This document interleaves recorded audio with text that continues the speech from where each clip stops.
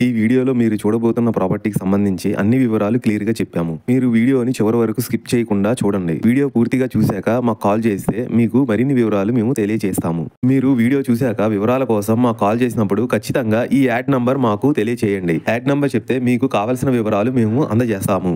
Hi, నమస్తే. Welcome to Sri Vighneshwara properties. My name is Rajasekhar Naidu.